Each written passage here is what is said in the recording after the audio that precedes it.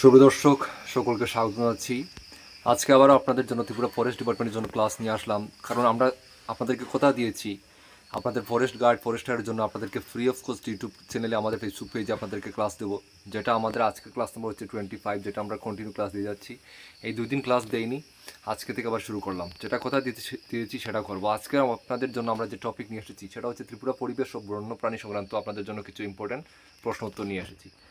আর actually এখন class করানোর মনোযোগও নেই, যেটা আমি কিছুক্ষণ আগেও একটা ভিডিও পাবলিশ করেছি, সেটা নিয়ে মার্কেটে ত্রিপুরা ফরেস্টের নিয়ে যেভাবে ব্যবসা শুরু হয়েছে, এখন নিজেরও ভিডিও দিতে লজ্জাবোধ হয়, সেই জন্য 2 দিন ভিডিও দেইনি। এটা হচ্ছে মূল কথা, ঠিক আছে। আর আমরা ত্রিপুরা এক্সাম টেকার, আপনারা জানেন শুরু থেকেই আমরা কম্পিটিশন এক্সামের প্রিপারেশন করে যাচ্ছি। আপনারা আমাদের কাছ থেকে বিশ্বাস করে সবসময় নিচ্ছেন। আমাদের কাছে এখনও বলছি, আপনারা ত্রিপুরা ফরেস্ট গার্ড ফরেস্টারে আমরা নোট দিচ্ছি। যদি আপনাদের মনে হয় না ত্রিপুরা একজনকে কাছ থেকে নেওয়া উচিত, তাহলে নেবেন। আমরা কোনো ব্যবসার জন্য আপনাদেরকে নোট দিই না, এটা মাথায় রাখবেন।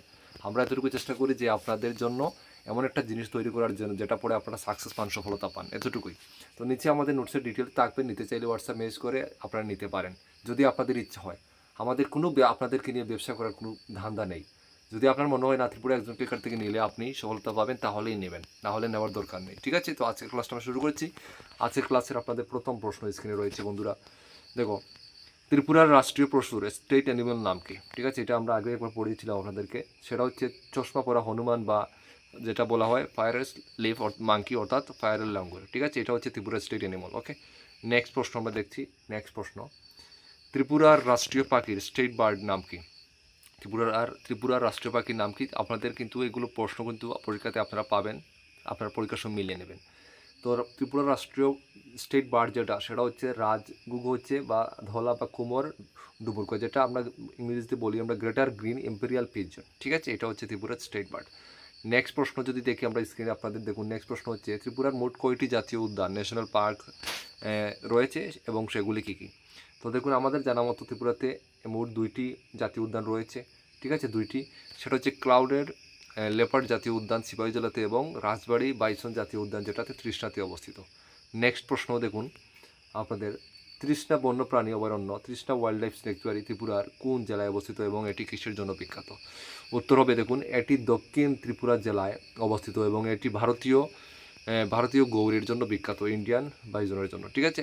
পরের প্রশ্ন দেখছি সুপ্রিয় দর্শক। পরের প্রশ্ন হচ্ছে, দেখুন, ত্রিপুরার রাষ্ট্রীয় বৃক্ষ স্টেট ট্রি এবং রাষ্ট্রীয় ফুলের নাম কি? ঠিক আছে, রাষ্ট্রীয় বৃক্ষ হলো আগর গাছ, এবং রাষ্ট্রীয় ফুল হচ্ছে নাগেশ্বর, মাথায় রাখবেন, ঠিক আছে। রাষ্ট্রীয় বৃক্ষ হচ্ছে আগর এবং রাষ্ট্রীয় ফুল হচ্ছে ফ্লাওয়ার হচ্ছে নাগেশ্বর, ঠিক আছে। নেক্সট প্রশ্ন, সিপাহীজলা বন্যপ্রাণী অভয়ারণ্যটি কত সনে প্রতিষ্ঠিত হয়েছিল? সেটা হচ্ছে 1987, ঠিক আছে, 1987 সালে। নেক্সট প্রশ্ন দেখুন, ত্রিপুরার কোন অভয়ারণ্য পরিযায়ী পাখিদের জন্য বিখ্যাত?